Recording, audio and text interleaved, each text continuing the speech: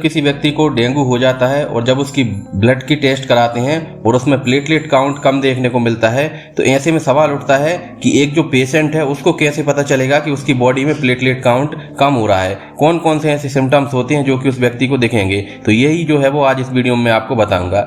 देखिए, देश के कई राज्यों में इस समय डेंगू फीवर के जो मामले हैं वो लगातार तेज रफ्तार से बढ़ रहे हैं और इसके जो अधिकतर मरीज हैं वो कुछ दिनों में ठीक हो जाते हैं, लेकिन कुछ मामलों में जो है वो डेंगू की वजह से शरीर में अचानक से जो ब्लड होता है उसमें प्लेटलेट्स का लेवल गिरने लगता है और ये प्लेटलेट का गिरता हुआ लेवल किस तरह से जानलेवा साबित हो सकता है ये भी इस वीडियो में बताऊंगा।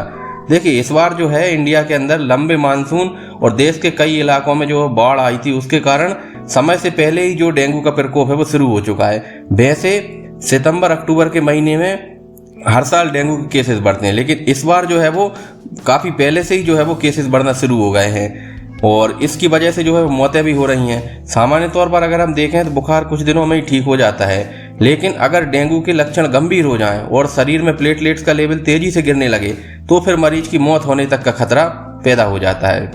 देखिए, प्लेटलेट कम होते हैं तो शरीर में खून के थक्के बनने कम हो जाते हैं। होता क्या है कि अभी हमारे शरीर में किसी हिस्से में चोट लगती है तो थोड़ी देर बाद जो है वो ब्लीडिंग होना बंद हो जाती है, लेकिन अगर प्लेटलेट्स पर्याप्त संख्या में नहीं होंगे ब्लड में तो ऐसी स्थिति में वो ब्लीडिंग रुकेगी नहीं और साथ में ही पेट के अंदर यानी कि इंटरनल ब्लीडिंग हो सकती है, जिसकी वजह से व्यक्ति की जो है वो मौत भी हो सकती है। इसलिए ये जानना बहुत जरूरी है कि शरीर में प्लेटलेट्स का लेवल गिरने पर किस तरह के सिम्टम्स जो हैं वो दिखाई देते हैं। देखिए, डेंगू का बुखार आने के बाद 3 से 4 दिन में इस जो फीवर है वो कम होने लगता है और शरीर में जो है बहुत तेज दर्द होता है, खासतौर पे जोड़ों में, मसल्स में बहुत तेज दर्द होता है।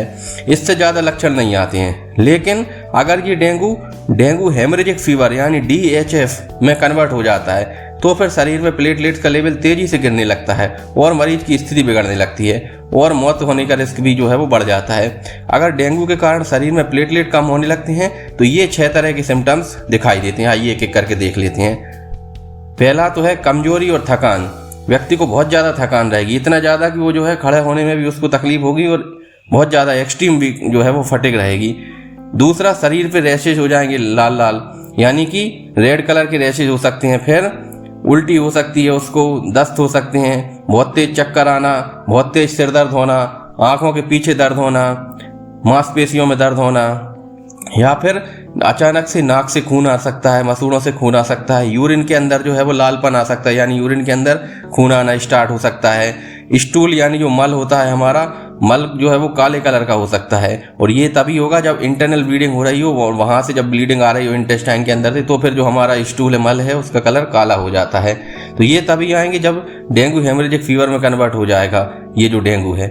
तो कितना होना चाहिए प्लेटलेट का लेवल देख लेते हैं। देखिए, डेंगू में हर व्यक्ति के शरीर में प्लेटलेट की कमी नहीं होती है।